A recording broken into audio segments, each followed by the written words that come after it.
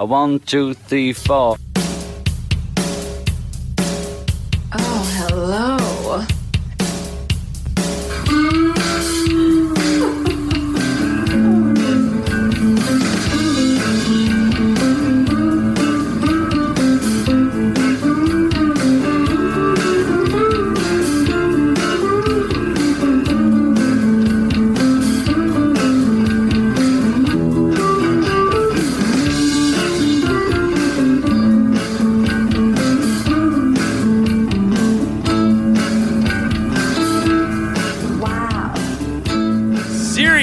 Rock Talk, back on the dial, traveling at a speed of 33 1/3 RPMs, where the vinyl will bring you to your preferred destination.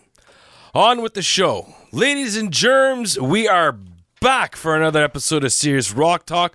I'm your host, Ferris Kennedy, and in the booth with me, I brought him back from his coma, none other than the legendary Nipple Mania. What's your name, kind sir? Stephen Wheeler, at least I think. He is back. He was gone to Germany to witness the vinyl pressings of how they do it in, is Leipzig? Where is it? Leipzig? Leipzig. So Stephen Wheeler is back in the studio with me today, ladies and gentlemen. And today we have a topic about a band member that's kind of like the laid-back, quiet guy or girl that the band goes to and vents and airs all their grievances to. What player of musical instrument would that be, Wheels? I don't know. Maybe a bassist? That is correct. The bassist. The most laid-back individual, in my view, that's just kind of like, goes with the flow. Well, laid back. I mean, drummers are pretty laid back as well. Well, drummers are weird, and considering I am a pupil of one of the greatest drummers in the world, Charles, my music teacher. Of course, he's going to be one of the greatest drummers in the world. Yeah, we are a strange breed, but when it comes to the bassists, they're kind of like chill, They got like that cool facial hair. Hey, man, what's going on, man? So we've composed a list about 10 bassists each, give or take. And obviously, Wheels and I, too, we grew up together as kids and we listened to similar music. There's some stuff that we might overlap and some that we won't. So without further ado, Mr. Wheeler, go ahead. Give us your first bassist on your list. And I'm sure I'm going to surprise you with this one. Oh, yes, please do. Geddy Lee. Oh, Geddy Lee. Now, if he had only been a bass player, he'd still be unbelievably accomplished. But the fact that he's also doing singing, playing the keyboards, and doing a whole bunch of stuff proves the man is also a freak of nature. He's one of few singers in the history of rock that could have handled this triple duty. And the group has occasionally flirted with the idea of adding a fourth member to their stage show to ease Lee's load. That just sounds weird. But they always decided that fans only want to see the three members of Rush on stage, although we've had a show a few months back where this might be changing. But in the grand history of Rush, he has managed it all just by playing bass with his pedal, with his keyboard parts. And I mean, we're talking about a band that's almost half a century old now, but still sounds like they're having the greatest time on earth. What was it, 70? Oh, no, they came out in 68. Yeah. So, they've been around a long time. For me, the first bassist on my list, no surprise for those of you that know me, of the bands I love, Chris Novoselic is on my list, and he gets knocked for merely writing simple, hummable bass lines as a riff that gets stuck in your head, something that anyone can do. For myself, I always found he was the backbone of Nirvana. He was the staple, the mainstay. I think he kind of kept when he was two guys he had to really take care of, Dave was kind of okay. But sometimes Kurt needed a little bit of guidance, right? Really? Yeah, just a little bit. He But just seemed like a super chill kind of guy. yeah, but I think Chris was the one that kind of kept everything in key. And it's kind of cool that they do, little songs here and there with Dave Grohl and Pat Smear and get it going again. So Chris Novoselic, he could really do no wrong in my book. I guess, like I said, he was the backbone of Nirvana, and if he wasn't in Nirvana, I don't think it would have happened. No, I completely agree with you. Yeah. My next one is not somebody we think about so much as a bassist, but he was, and it's Paul McCartney. I think it's the fact that he's gotten so much attention for being a brilliant songwriter in one of the greatest groups of all time. It created a situation where his stunning bass playing are often overlooked, and we have to remember, he's a lefty. He's a lefty in an era where there were only right-hand guitars. So he had to learn his entire way of playing upside down, which, let's not kid ourselves, this is not necessarily a really easy thing to do, especially not in the 60s. But listen to any Beatles songs and focus just on the deeply melodic, flawless bass part, and you're going to see that there's something incredible in there.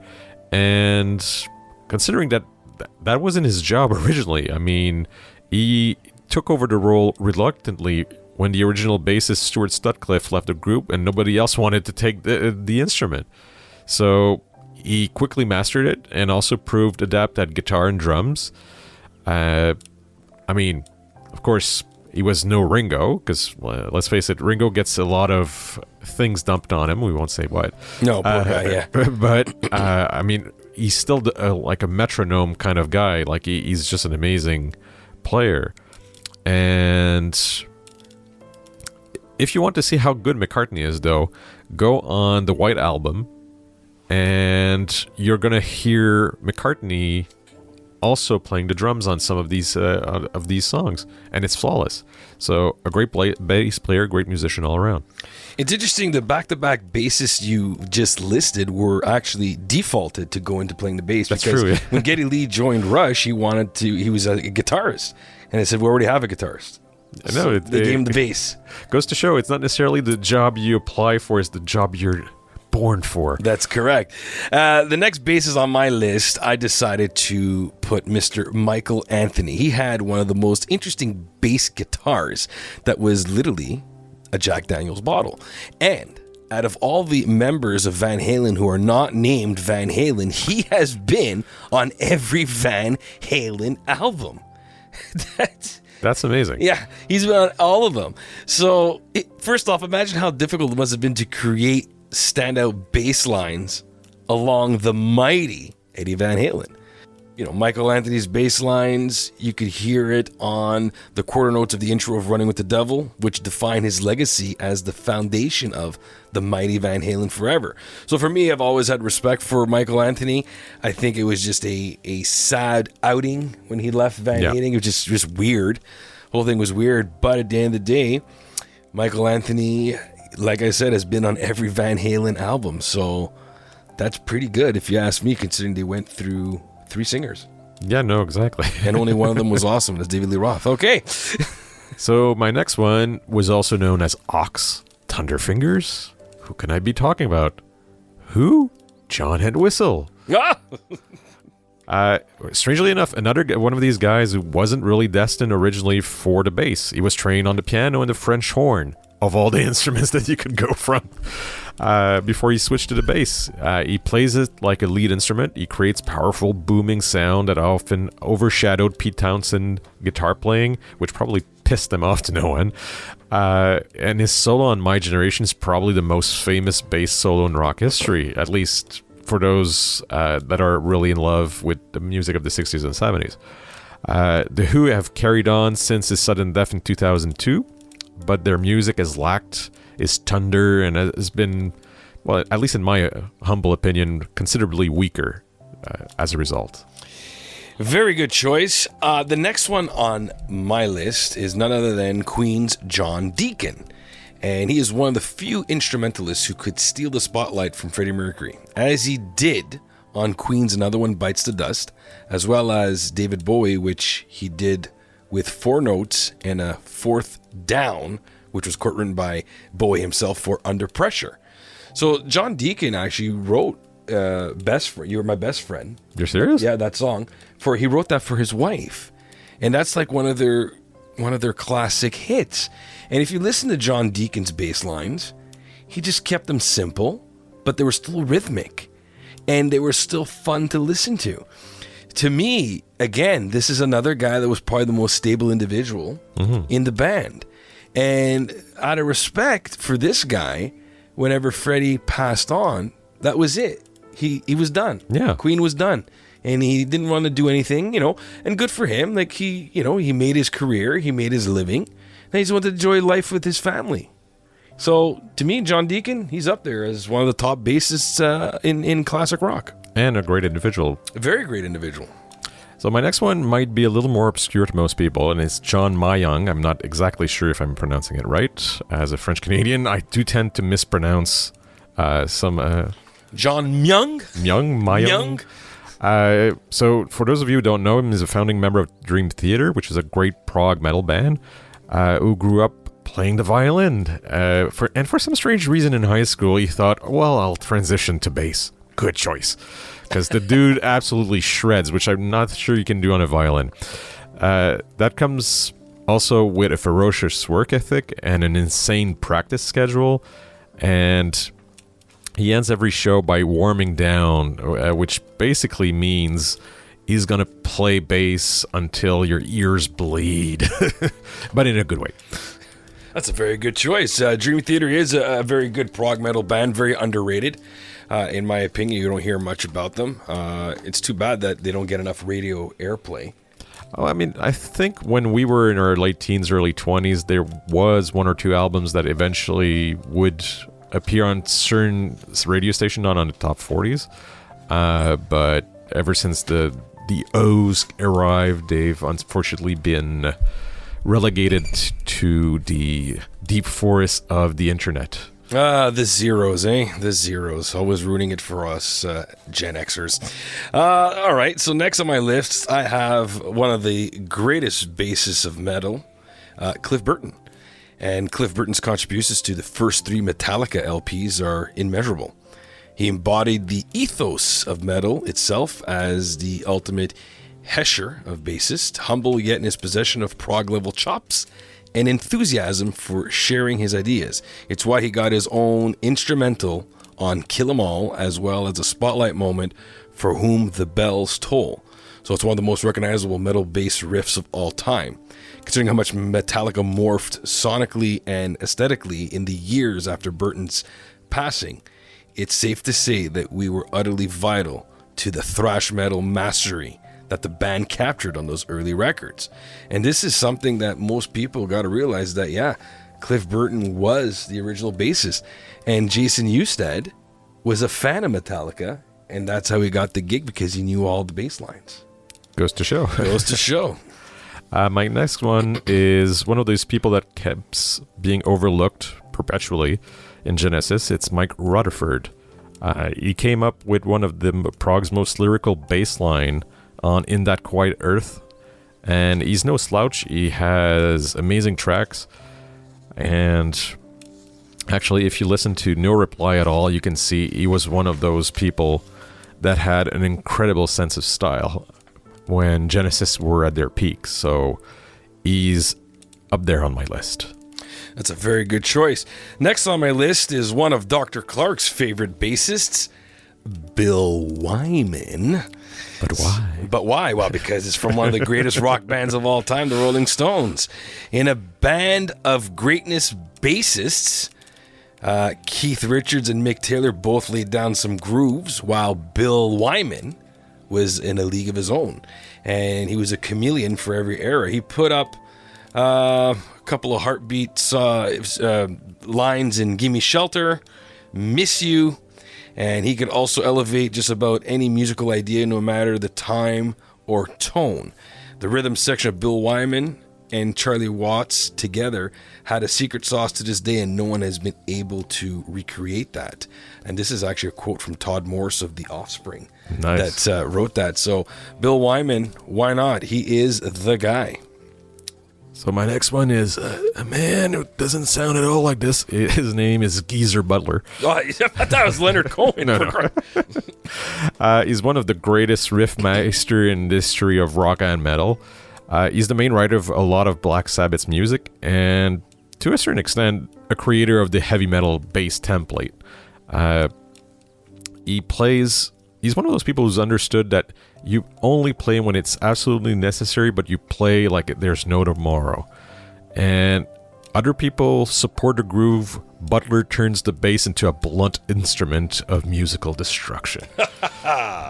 Well, in that case, the gentleman I have next, in 1981, Metal Magazine named him as the greatest bassist, I don't know if it was in the world at that moment, none other than Steve Harris from Iron Maiden. Nice. So when it comes to metal bass players, there's no better than Steve Harris. Not sure what the technical term is, but I will call him, I don't know, Speedy Gonzalez, because the 3-4 finger gallop, it's just the way he did it. I don't know. This man, to me, could do no wrong. I just think he's one of those guys that's, again, the backbone of Iron Maiden. No Steve Harris, no Iron Maiden. He was actually supposed to play for Manchester United in soccer. Really? Yes. I don't know if it's Manchester United, but he was supposed to play... One of the big clubs. One of the big professional clubs of professional football in Europe. So, not the football, the gridiron that we're used to, but the actual soccer. Before he decided to take up the bass and create one of the greatest metal bands of all time, Iron Maiden. Let's take our lucky star that he actually went that way. God bless him. So the next one for me is actually a woman who almost nobody knows, but everybody's heard of. Well, heard playing, sorry. They haven't heard of her, unfortunately. And it's Carol Kay. So Carol Kay, if you've ever heard the term the Wrecking Crew, she is one of the geniuses behind these people that used to play on almost every song that was made in California at one point. So if you've heard Midnight Confession, River Deep Mountain High, the Beach Boys' Good Vibration, and about 10,000 other tracks that she's on, you've heard this amazing bassist, which basically was never pigeonholed as a novelty, which could have easily happened in the late 50s, early 60s when she started. And she has done amazing things with a bass guitar, and unfortunately has never gone into credit because, let's face it, the way a lot of these studios worked in the 60s had more in common with an assembly line or a sausage making factory in terms of how they treated their workers than a great music studio. But we are forever grateful for great talent. That is great, and I have actually a lovely lady on my list, none other than Melissa Auf der Mar. Initially made her name in Montreal, in the Montreal music scene by fronting the band Tinker. Before becoming pen pals with Billy Corgan, he got an audition to be Hole's new bassist. Even though she declined Courtney Love's offer at first, Auf der Mar was with the band for about 5 years, performing on landmark albums like Celebrity Skin. Before briefly linking with the Smashing Pumpkins in 99, adding a fascinating solo career, and her bass is an essential sound of Turn Off the Millennium alternative rock. So Melissa Auf der Mar is a grunge legend in my view. Is. Yes. The next one on my list, unfortunately, my friend here cannot stand the band he was in, and it's Jack Bruce. From Cream. From Cream. Is that I can't stand? Let me clarify. I don't mind Cream. No, it's true. I think it's because in college You had to write a paper. I had to default to that. And I was more interested in writing a paper on Pat Boone with love letters in the sand because I thought it was going to be easy. No. Ooh. I got Cream. I passed the course. It was very hard. I got 68 as a final grade. But to this day, you are thankful for all the great stuff that you've learned there. Listen, I love Eric Clapton. He's a good guitarist. Yeah, no, but you have to admire a guy that was able to get enough attention when it comes to his talent when your bandmates are Eric Clapton and Ginger Baker. I mean, this is a true power trio. when Clapton would play his soaring blues licks and Baker would explore jazzy new things on his drum kit, Bruce was always there to bring the band down to earth. He was the lead vocalist, kept the band together with a heavy bass line, which seemed to be moving the band in new ways. And they even influenced people like Geezer Butler.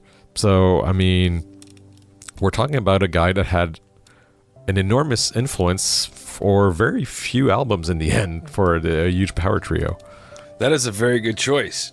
The next one I have on the list is Jeff Ament from Pearl Jam. So what an amazing musician Jeff is, and one of the most versatile and distinctive. Plays supportive grooves with the band Pearl Jam. When you think of the song Jeremy with a 12-string bass, or Oceans with the fretless, even flow fretless, and my favorite Pearl Jam song, Yellow Ledbetter, with the fretless, well, how can you not think of Jeff Ament? So Jeff Ament's been a staple in the grunge industry for a very long time. I think he's probably one of the most coveted bassists whenever people want to hire someone to join and make a supergroup. Jeff Ament's pretty well one of the first phone calls. Oh, yeah. Yeah. He's the first one on most call lists. My next one might be considered by some people a weird choice, but I stand by it, and it's Bootsy Collins, or better known as Bootzilla, Casper the Friendly Ghost, or the world's only rhinestone rock star doll, Bubba. Depending on the song. The man redefined soul and funk bass playing in the 70s, and by proxy rap pop in the 80s and 90s. He joined James Brown backing group the GBs in the 70s. What a strange place to start.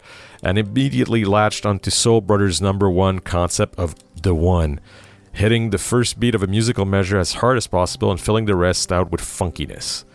Later, he stretched out the concept into a trippy wonderland when he joined George Clinton's cabal, playing mushy wah-wah bass in Parliament and Funkadelic.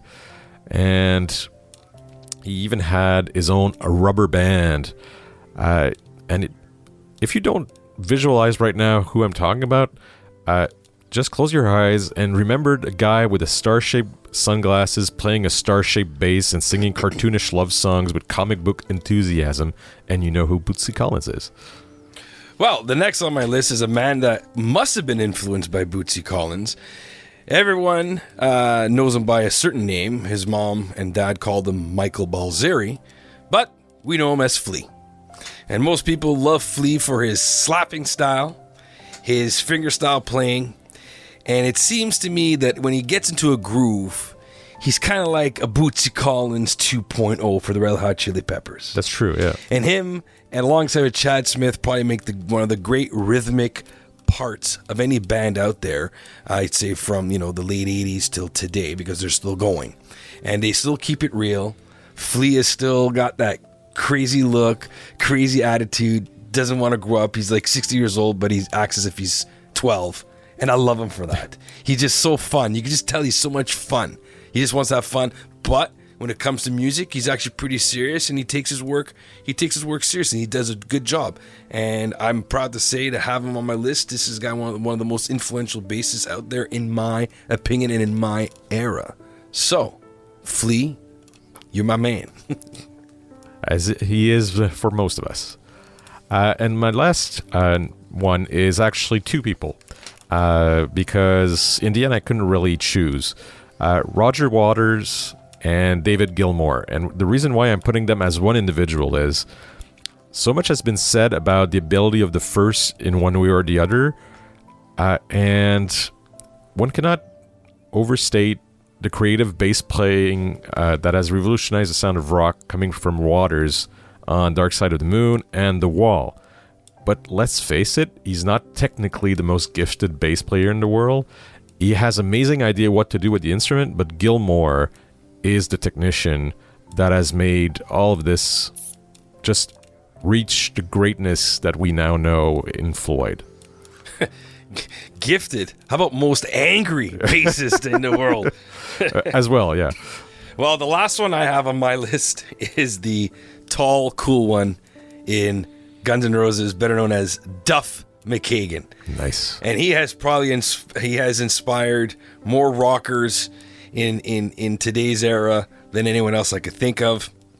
always being close friends with Slash. I find he was always the glue guy between Slash and Axl during their bitter arguments. But alone, Duff McKagan is probably one of the most solid bassists. I love all his work with Guns N' Roses. I liked his work also with the supergroup Velvet Revolver. He is, to be honest, my favorite bassist. He's the one I grew up to idolizing the most as a kid. And I just find that he's just cool, he's chill, he's relaxed, and he just knows how to play it. And he's got the look, he's got the style.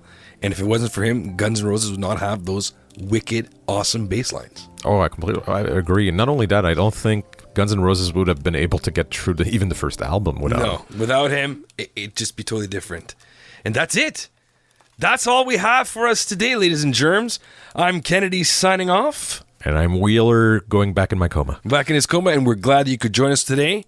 And tune in again to Serious Rock Talk on the next episode. So long. Bye-bye.